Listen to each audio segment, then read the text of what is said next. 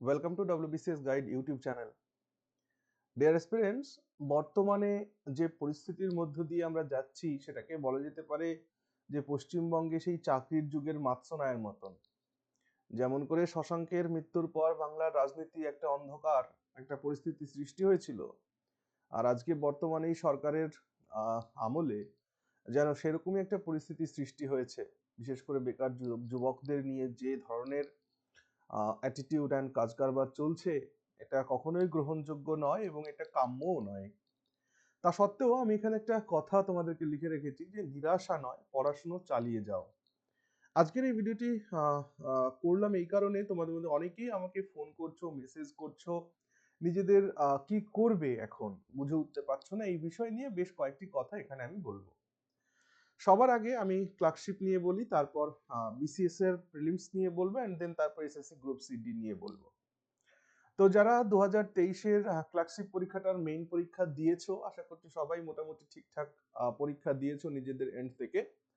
তো এখানে cut off নিয়ে পুরো ইউটিউব জুড়ে অনেক চর্চা হয়েছে, অনেক শিক্ষক অনেকভাবে বলেছেন, তাদের প্রেডিকশন করেছেন। সো কাট অফ নিয়ে আমার যদি বলার হয় তাহলে আমি বলবো কাট অফ মোটামুটি এবছরের যা পরীক্ষা হয়েছে এবং ভ্যাকান্সি যেভাবে যা রয়েছে বলে মনে হচ্ছে, তো সেখানে দাঁড়িয়ে আমি ইউআরদের কাট অফটাই বলছি। ইউআরদের কাট অফ 110 এর ওপরে আশা করি যাওয়া উচিত নয়। হ্যাঁ, তো 110 আমার মতে ইউআর কাট অফ 110, 110। বাকি যারা রেসপেক্টিভ ক্যাটাগরি থেকে আছো তারা এখান থেকে 5-10 মার্ক করে একটু কমিয়ে নিয়ে নিজেদেরটাকে ভাবতে পারো। সব থেকে বড় কথা বলি, এই ক্লার্কশিপ পরীক্ষা যা দেওয়া হয়ে গেছে এটাকে এখন ওভাবেই রেখে দাও। কারণ এই ক্লার্কশিপ পরীক্ষাটা কিন্তু খুবই আনএক্সপেক্টেড একটা সিচুয়েশন তৈরি হয়। কারণ বিগত বছরগুলোতে শুধুমাত্র 19 নয়, 19-এর আগেও 15টা, তার আগে 12টা, 10-এরটা, ঠিক আছে, এই ক্লার্কশিপ পরীক্ষা খুবই আনএক্সপেক্টেড। কেন আনএক্সপেক্টেড বলছি? কারণ যে ছেলেটি মেন্স মনে করো প্রিলিমিনারি পরীক্ষাতে অর্থাৎ পার্ট 1-এ যে ছেলেটি 70 স্কোর করেছে বা 80 স্কোর করেছে বা 90 স্কোর করেছে, এই ছেলেগুলো যে চাকরি সবাই পাবে এর কিন্তু কোনো বাধ্যবাধকতা নেই।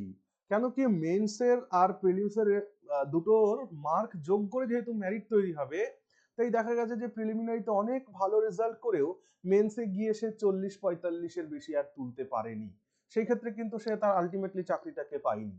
আবার দেখা গেছে এমন ছেলে যারা 50 পেয়েছে বা 55 পেয়েছে বা 60 পেয়েছে, হ্যাঁ, তো এই ধরনের ছেলেরা আবার মেন্সে ভালো রেজাল্ট করে চাকরিটা পেয়ে গেছে।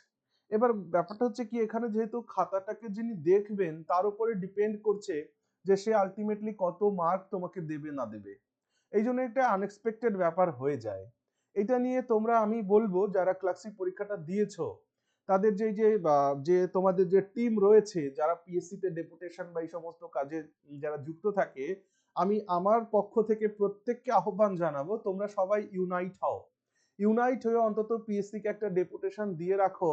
গতবার মেন পরীক্ষাতে যে মার্কসের ডিসক্রিমিনেশন হয়েছে সেটা যেন এবার না হয়। কি করে হতে পারে যে একটি ছেলে বাংলাতে 50-এর মধ্যে 47-48 পেয়ে যায়?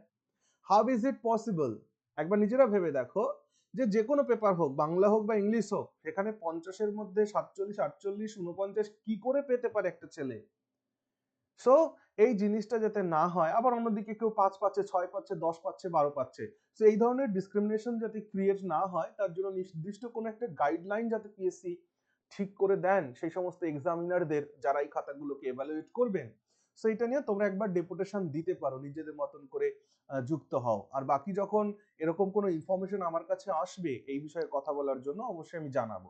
তো আমার বক্তব্য হচ্ছে যে এই ক্লার্কশিপ পরীক্ষাটা দিয়েছো বা ভালো পরীক্ষা দিলে চাকরি অবশ্যই হবে, এটা থাক।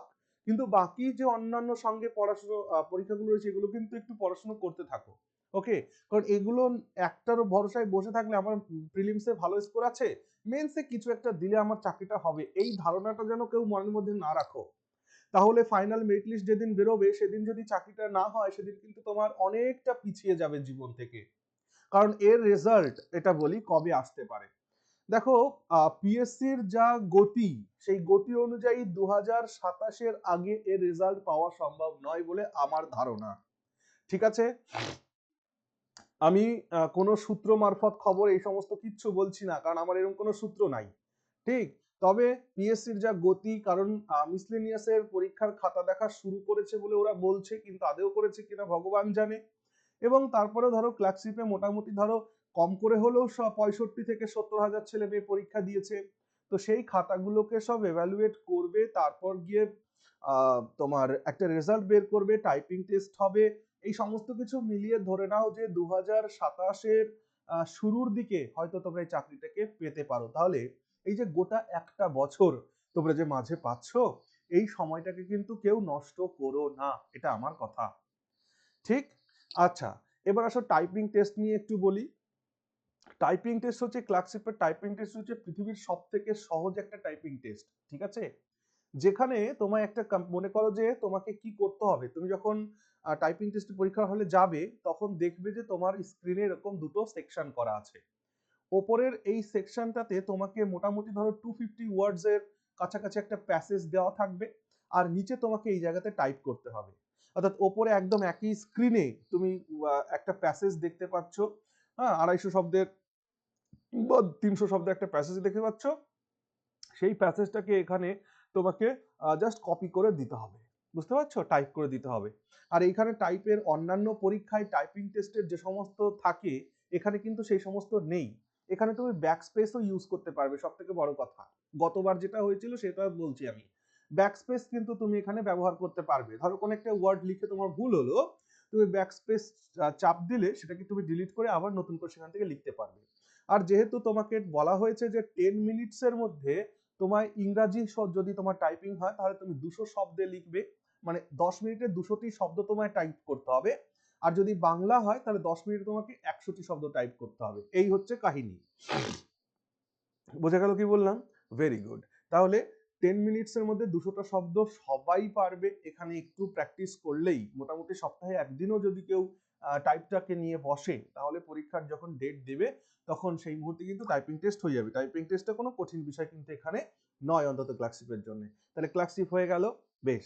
এবার আসো একটা কথা বলি, যেটা লাস্ট ছেলেরা যে ডেপুটেশন দিয়েছে সেখান থেকে যেটা জানা গেল যে ডব্লিউবিসিএস এর প্রিলিমিনারি 2024 সালের, এটা কিন্তু ভোটের আগে হওয়ার সম্ভাবনা একেবারেই নেই, এরকম একটা ব্যাপার।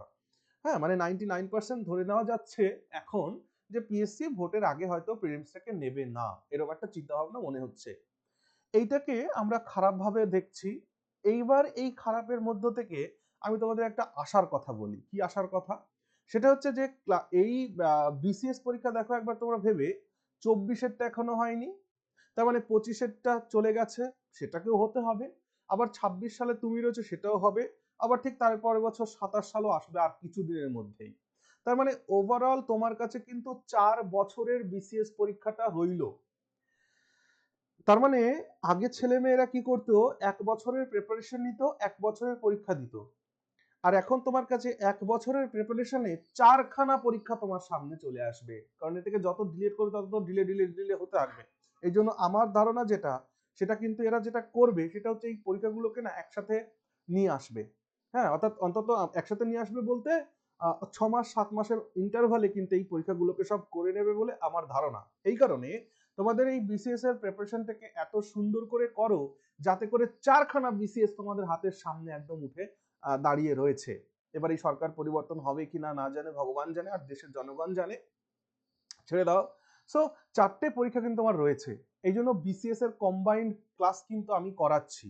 যদি কেউ ইন্টারেস্টেড থাকো অবশ্যই এই ভিডিও ডেসক্রিপশনে দেওয়া টেলিগ্রাম গ্রুপে জয়েন করতে পারো, অথবা আমার গ্রুপ ডেসক্রিপশনে ফোন নাম্বার থাকবে 7001009146, এই নম্বরে যোগাযোগ করতে পারো, ঠিক আছে? আচ্ছা, বিসিএস এর প্রিপারেশনটাকে খুব ভালোভাবে নাও, কারণ যারা সিরিয়াস ক্যান্ডিডেট তাদের জন্য কিন্তু এবার বিসিএস এর কিন্তু যেহেতু 4খানা পরীক্ষা তোমাদের সামনে, 25-এর 24-এরটা 25-এরটা 26-এরটা 27-এরটা, এই গত 1-1.5 বছরের মধ্যে কিন্তু এটা হতে চলেছে, এটা মাথায় রাখো। সেই কারণে আহ তোমাদের জন্য বিসিএস এর যারা সিরিয়াসলি পড়াশোনা করবে তারা কিন্তু বিসিএস টাকে ভালো করে পড়ো, ওকে? আর আসো যে সামনে তাহলে দেখো, যেহেতু মোটামুটি ফেব্রুয়ারি মার্চ এর মধ্যে যেহেতু এই স্কুল সার্ভিসের গ্রুপ সি অ্যান্ড ডি এই পরীক্ষাটা যেহেতু হবে, তাই এইটাকে এখন ফোকাস করো। যেহেতু আর সামনে আমাদের সেরকম কোনো পরীক্ষা নেই, তাই এই পরীক্ষাটিকে একটু ভালো করে ফোকাস করো। এই পরীক্ষাতে যে সিলেবাস আছে সাবজেক্ট সেগুলোকে ভালো করে পড়ো। ওকে, আর যদি তোমাদের কোনো ডিমান্ডস থাকে যে এই জিনিসটা অন্তত পড়ানো হোক, সেটা অবশ্যই কমেন্ট সেকশনে লেখো, আমি সেটা পড়ানোর চেষ্টা করবো। ঠিক আছে, তো একটাই কথা, নিরাশা নয়, পড়াশুনো চালিয়ে যাও, অবশ্যই চাকরি একদিন হবে। ঠিক আছে, ভালো থেকো সবাই।